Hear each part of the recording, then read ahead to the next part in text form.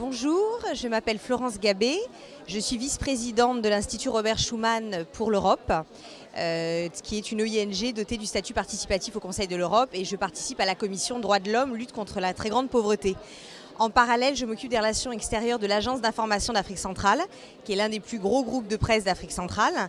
Et de ces deux expériences professionnelles, j'en ai conclu qu'il y avait un certain nombre de besoins en lobby, en mise en relation entre l'Afrique, l'Europe et la France, pour que les entreprises soient développer leur action en Afrique, ou alors, dans certains cas, ils sont déjà présents en Afrique, mais ils ont envie de communiquer, de faire du lobby, de rencontrer un certain nombre de personnalités pour développer leur travail dans d'autres régions d'Afrique. Elles sont parfois présentes en Afrique francophone, elles veulent aller vers l'Afrique anglophone.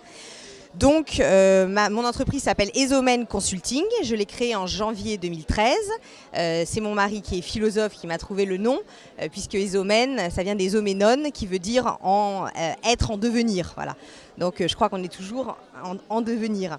Et surtout concernant l'Afrique, puisque c'est un continent qui a une économie assez extraordinaire depuis un certain nombre d'années. Ils sont à presque 6% de croissance, donc ils ne sont pas très loin de la Chine. C'est vraiment le continent de demain pour plein de raisons.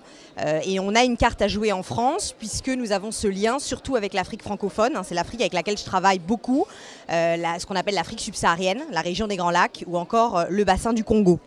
Donc mon entreprise aide les groupes français et européens à s'implanter en Afrique ou à développer ses activités en Afrique. Ça, c'est la première chose. Donc dans ces cas-là, je m'adresse effectivement à des entreprises, souvent des grosses entreprises d'ailleurs du CAC 40, européennes et internationales, mais également des PME. Mon deuxième pilier, c'est la partie lobby. Là, je m'adresse à des pays ou à des hommes politiques, des chefs d'État, des conseillers d'État, des ministres, des leaders politiques, économiques, intellectuels. Et je vais les aider pour de la communication, de crise, du conseil en stratégie politique, voilà, du média training, du coaching. Donc c'est un métier qui pour moi, c'est toute ma vie en fait.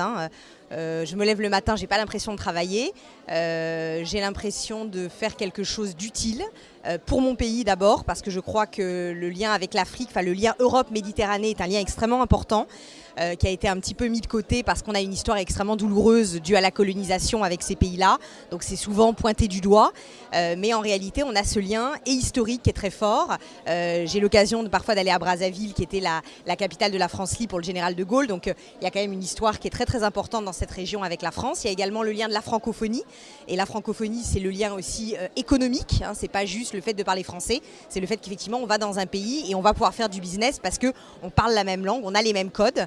Et je pense que la France et l'Europe a une carte à jouer en Afrique, même si aujourd'hui le Brésil, la Russie, d'autres pays sont très très présents là-bas. On a une carte à jouer. J'essaye d'aider les entreprises à y retourner, et j'essaye également d'aider ces pays-là à communiquer en France sur tous les développements qu'ils ont envie de faire avec la France et l'Europe. Voilà, je vous remercie.